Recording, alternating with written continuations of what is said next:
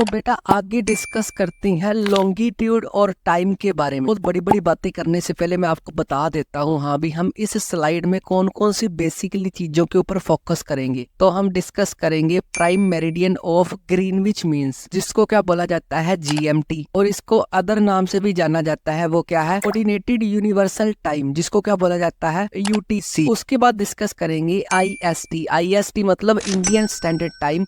And last one हम discuss करेंगे local time calculation के ऊपर। ये टॉपिक आपके जियोग्राफी के टफेस्ट टॉपिक्स में से एक है, इसको ध्यान से समझना। इसको एनिमेशन में बढ़िया तरीके से समझाऊंगा, आपको लाइफ टाइम कभी नहीं भूलेगा। बेसिकली इस स्लाइड में हम ना टाइम के बारे में बात करेंगे। कंसेप्ट करवाने से पहले मैं आपको बता देता हूँ, पुराने समय में लोग टाइम का कैसे पता लगाते थे। उस समय कौन सा वॉच होती थी, वो टाइम का पता कैसे लगाते थे। एक उसके लिए ऑब्जेक्ट चाहिए होता था और एक सनलाइट मतलब सूरज की रोशनी। हाँ भी सन से लोग कैसे टाइम का पता लगाते थे और ये ऑब्जेक्ट का क्या सीन है, इसको मैं समझाता हूँ।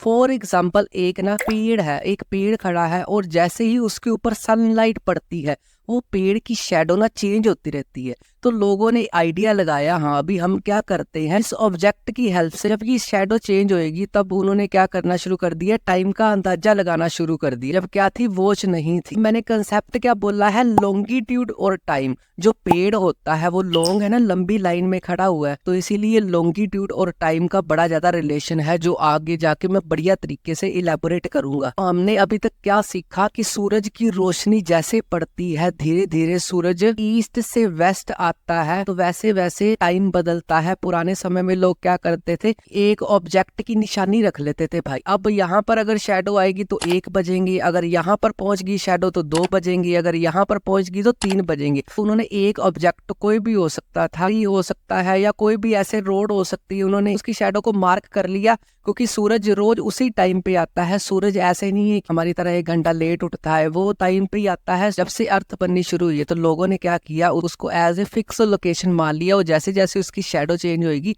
वैसे वैसे उसका टाइम चेंज होएगा। यहाँ तक स्टोरी समझ आ गई। तो बेसिकली डे और नाइट बनते कैसे हैं, हमारी जो अर्थ है ना 3D है, 3 डायमेंशनल है, ऐसे फ्लैट सरफेस नहीं है। अगर कोई फ्लैट चीज के ऊपर रोशनी डालेगा ना तो पूरी फ्लैट चीज ही रोशनी से कवर हो जाएगी। हमारी अर्थ उसके उलट है। हमारी अर्थ में अगर एक साइड दिन होएगा तो दूसरी साइड रात होएगी। क्यों? क्योंकि सूरज की किरणें जहां पर पड़ती हैं वहां पर दिन होता है, उसके पीछे रात होती है। जैसे आप देख रहे हो फ्रंट में जहां पर रोशनी पड़ रही है वहां पर तो होएगी दिन, उसके उलट अगर ये रोटेशन करके पीछे चली जाती है साइड तो वहां पर रात होएगी, और जहां पर रात थी वहां पर दिन होएगा। तो ऐसे डे और नाइट बनते हैं। भाई आगे हम कंसेप्ट शुरू करते हैं। आपने दिमाग में 2 बातें याद रखनी है। एक तो मैंने ऑब्जेक्ट वाली बात बताई थी, लॉन्ग खड़ा है उसको फिक्स कर लिया, हाँ भी उसकी शेडो जहां जहां पहुंचेगी वैसा वैसा टाइम होएगा। और दूसरी डे और नाइट कैसे बनते हैं। तो सबसे पहले हम डिस्कस करते हैं कौन सी इमेजिनरी लाइन, जीएमटी मतलब ग्रीनविच मीन टाइम। अब सबसे पहले इसका एड्रेस नोट कर लो। इसका एड्रेस है 0 डिग्री लॉन्गिट्यूड। ना प्राइम मेरिडियन के बीच में ही लाइन आती है जो 0 डिग्री लॉन्गिट्यूड में है। तो ये कहाँ से गुजरती है, इंग्लैंड से। ये है जीएमटी, मैप में ऐसे दिखती है। ये ना पूरी प्राइम मेरिडियन के बीच में है, इसलिए इसका एड्रेस मैंने 0 डिग्री लॉन्गिट्यूड लिखवाया था। जीएमटी को ना एज ए मार्क रखा हुआ है हम ह्यूमन बींग्स ने, टाइम को परफेक्शन लाने के लिए। मतलब सभी तरफ एक ही टाइम हो, ऐसा ना हो कि अलग अलग टाइम हो। होता है कई जगह अलग अलग होता है, बस आपने ये ध्यान रखना जितना मैं बोल रहा हूँ वो आगे डिस्कस करेंगे क्यों टाइम अलग अलग होता है अलग अलग रीजंस में। एक तो आपने बात याद रखनी है, जीएमटी का एड्रेस क्या है, 0 डिग्री लॉन्गिट्यूड। और एक आपने बात याद रखनी है जहां पर लोकेट है, इंग्लैंड में। जीएमटी के बारे में एक लाइन याद रखनी है, it is a standard time zone same for all country. जैसे मैंने पेड़ की एग्जांपल दी थी ना, हाँ भी अगर इसकी शेडो यहाँ पर होएगी तो इतने बजेंगे, फिर उसकी शेडो चेंज होएगी तो उतने बजेंगे।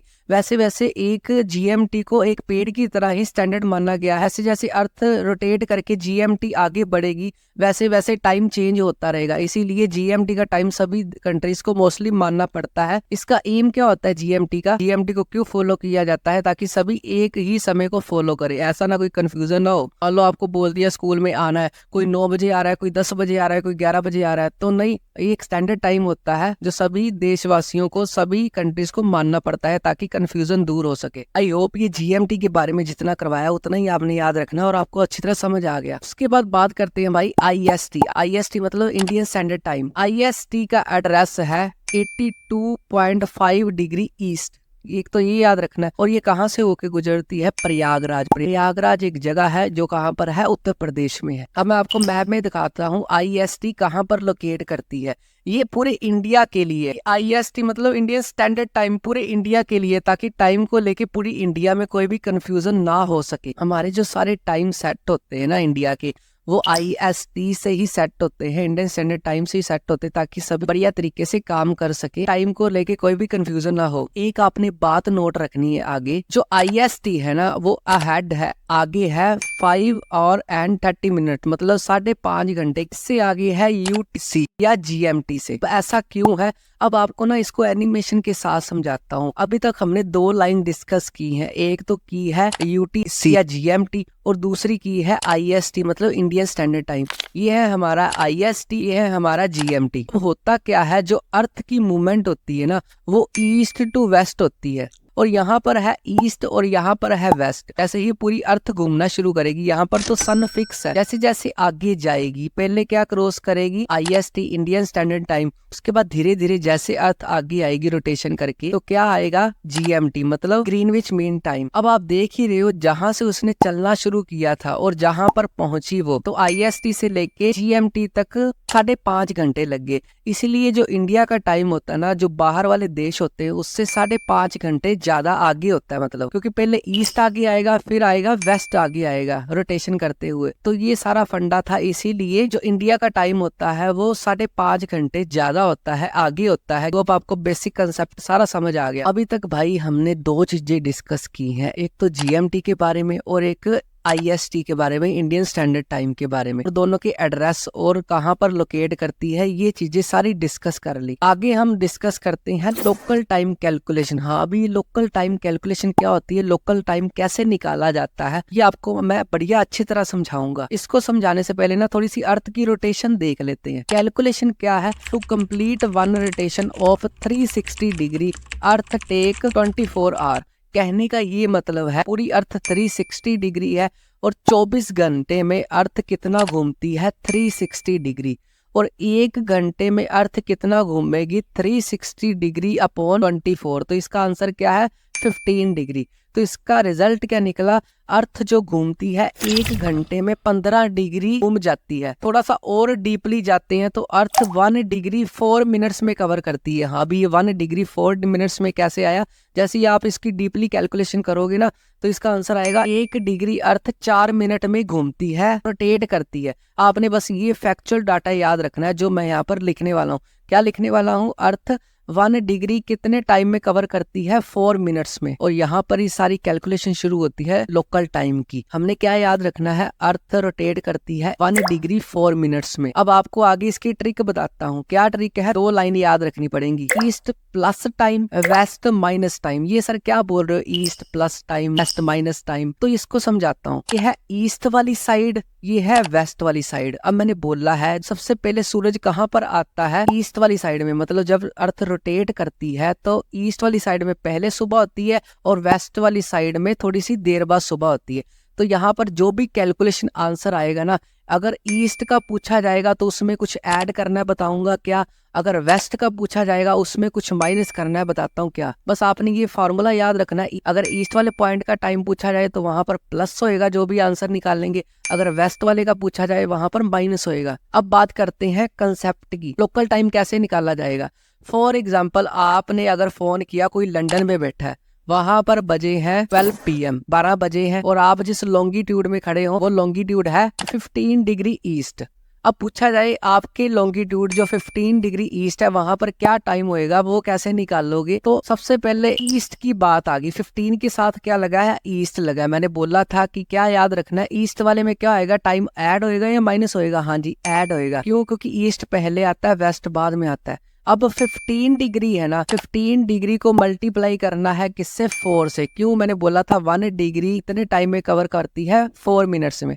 तो 15 into 4 is equal to 60। 60 answer आ गया। और 1 घंटे में कितने मिनट होते हैं? 60 मिनट्स। जितना भी आंसर आएगा उसको 1 घंटे में कन्वर्ट करने के लिए 60 से डिवाइड करना होगा उस आंसर को। तो 15 इंटू 4 इज इक्वल टू 60 और 60 से डिवाइड किया 1 और हमारा आंसर आ गया।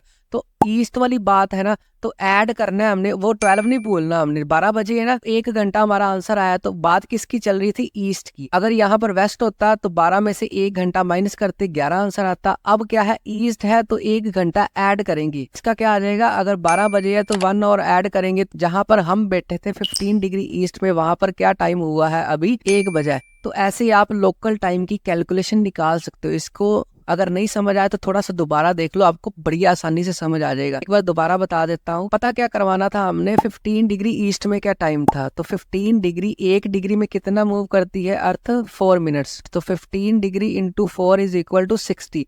अब इसको 60 से डिवाइड करना है, क्योंकि 1 घंटे में 60 मिनट होते हैं। तो आंसर क्या आया, 1 घंटा। तो ईस्ट का पूछा तो प्लस होता है, अगर वेस्ट का पूछा होता तो माइनस होता। तो 12 में 1 जोड़े तो क्या आएगा आंसर, 1 बजा है वहां पर। इतनी बातें हमने डिस्कस कर ली। एक लास्ट में बात करते हैं हम, इंडिया का जो ईस्ट वाला पार्ट है वहां पर सूरज पहले उदय होता है, क्यों, क्योंकि ईस्ट वाला पार्ट सबसे आगे जाएगा और वेस्ट वाले पार्ट में थोड़ी सी लेट सूरज की रोशनी पड़ेगी। वहां पर ईस्ट और वेस्ट में कितने घंटों का फर्क है, 2 घंटों का। अगर सुबह इंडिया में 8 बजे होती है, 2 घंटे पहले 6 बजे वहां पर सुबह हो जाती है। ये बात आपने फैक्ट याद रखनी है। लास्ट में अगर बात करें, कुछ कंट्रीज क्या होती हैं, बड़ी ज्यादा चौड़ी होती हैं साइज में, और कुछ कंट्री क्या होती हैं, साइज में लंबी होती है। जैसे इंडिया है फॉर एग्जाम्पल, जैसे रशिया है, बहुत ज्यादा चौड़ी है, तो वहां पर ना अलग अलग टाइम जोन है, या कि शुरुआत से लेके एंड तक काफी टाइम का फर्क हो। तो ऐसे तो है नहीं कि वो लोग एक ही टाइम को फॉलो करते होंगे, तो वो लोग अलग अलग टाइम को फॉलो करते हैं, उसको बोला जाता है टाइम जोन। तो आपने रशिया का टाइम जोन याद रखना है, वहां पर 11 टाइम जोन है, मतलब 11 पार्ट्स में बांटा हुआ है रशिया।